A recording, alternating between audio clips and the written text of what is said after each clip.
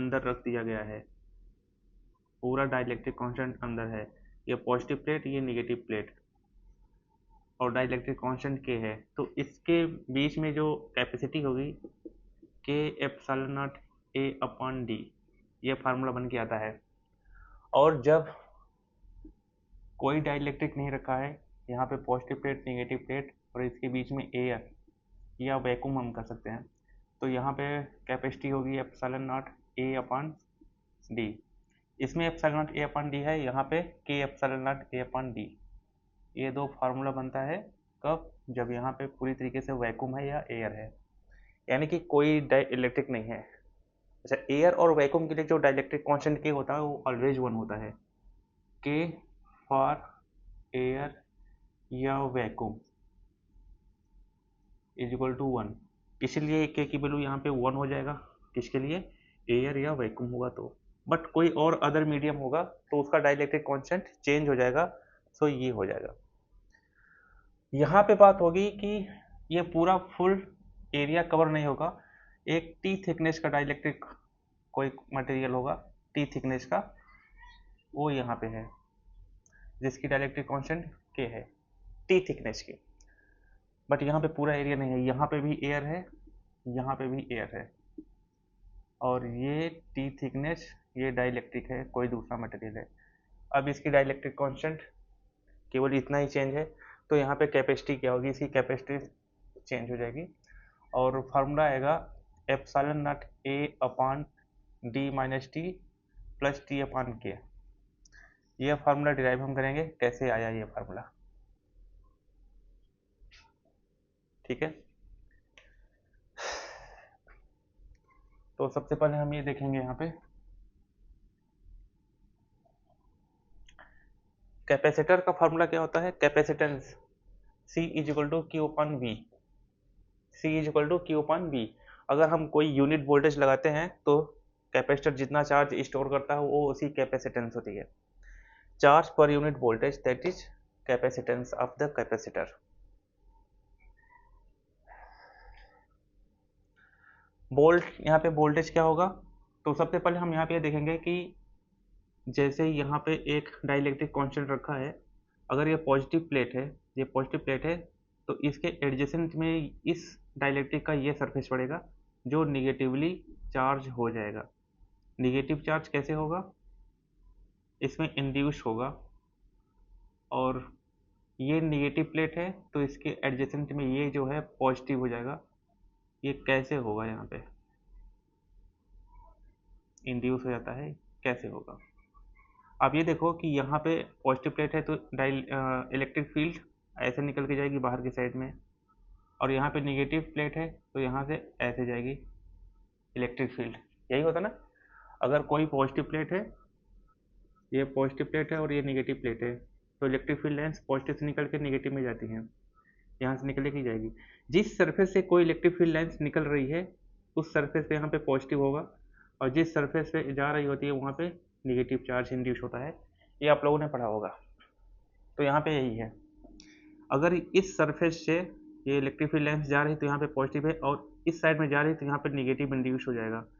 इस साइड में यहाँ पे जा रही है तो यहाँ पे नेगेटिव, और यहाँ से जा रही है तो यहाँ पे पॉजिटिव। तो इस तरीके से यहाँ पे कन्फ्यूजन दूर हो गया, हमारे पॉजिटिव नेगेटिव ये क्लियर हो गया।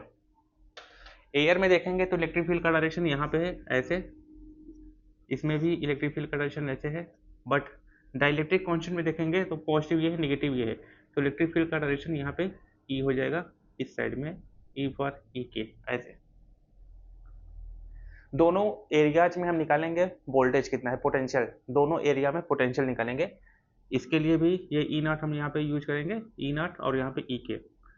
तो जो एरिया वाला डिस्टेंस, एरिया वाला स्पेस है, वो कितना डिस्टेंस कवर कर रहा है? क्योंकि ये टी थिकनेस हो गया और ये पूरा का पूरा डी है, तो जो एरिया वाला ये और ये दोनों मिला के बचेंगे D minus T. D minus T अगर इसमें ई नॉट से मल्टीप्लाई कर लेंगे तो आ जाएगा हमारा voltage, potential. Potential in air वाले फ्री स्पेस में इतना पोटेंशियल होगा, और डाइलेक्ट्रिक मटेरियल के अंदर जो पोटेंशियल होगा वो कितना होगा? वी के कितना होगा? उसकी थिकनेस टी है, और इलेक्ट्रिक फील्ड होगी ई के, ये।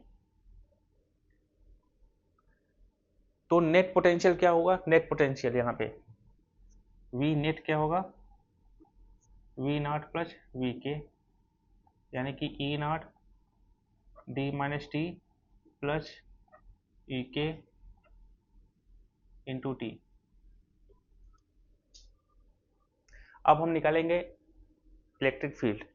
इस केस में इलेक्ट्रिक फील्ड यहाँ पे क्या होगा, यहाँ पे इलेक्ट्रिक फील्ड होगा सिग्मा अपॉन एप्सिलॉन नॉट। आप लोगों ने पढ़ा होगा पहले वाले चैप्टर में जब हम गॉस लॉ का एप्लीकेशन बता रहे थे कि कोई भी प्लेट एरिया है, इसमें चार्ज अगर हम डिस्ट्रीब्यूट करते हैं ए और इसका सरफेस एरिया ए है, तो यहाँ पे जो डेंसिटी होगी sigma is equal to Q upon A. Electric field हमने डिराइव किया था सिग्मा अपॉन एप्सिलॉन नॉट, और यहाँ पे सिग्मा की वैल्यू रखेंगे क्यू अपॉन ए, तो Q upon A epsilon not ये हो जाएगा इसका इलेक्ट्रिक फील्ड। तो यहाँ पे इलेक्ट्रिक फील्ड की जो वैल्यू आती है Q upon A epsilon not. वही अगर हम किसी मीडियम की बात करेंगे तो वहाँ पे इलेक्ट्रिक फील्ड की वैल्यू हो जाएगी Q upon A epsilon not ना होके के एप्सिलॉन नॉट होगा, यहाँ पे होगा के एप्सिलॉन नॉट। ई नॉट और ई के की वैल्यू यहाँ पे हम रखने वाले हैं, तो यहाँ पे क्या मिलेगा, नेट वोल्टेज हम निकाल रहे हैं अभी, नेट वोल्टेज वी नेट यहाँ पे हो जाएगा E naught Q upon A epsilon naught into D minus T plus Q upon A K epsilon naught into T. ये हो जाएगा वी नेट पूरे रीजन में, यहाँ सब मिला के वी नेट हमारा ये बनेगा। अब ये वी नॉट हम रखेंगे मेन फार्मूले में जो हमारा होता है C is equal to Q upon B, इसमें ये रखेंगे वी नेट, यहाँ पे होगा वी नेट, तभी जाके सी नेट आएगा। तो क्यू अपॉन वी नेट की वैल्यू रखेंगे ये Q upon A epsilon naught into D minus T plus Q upon A K epsilon naught into T. ठीक है, इस साइड में हम यहाँ पे लिखने जा रहे हैं, इसको देखना यहाँ से।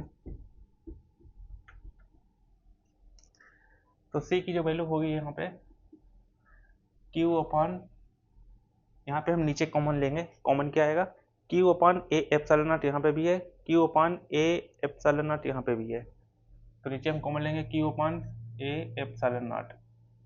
ब्रैकेट के अंदर क्या बचेगा D minus T plus T upon के,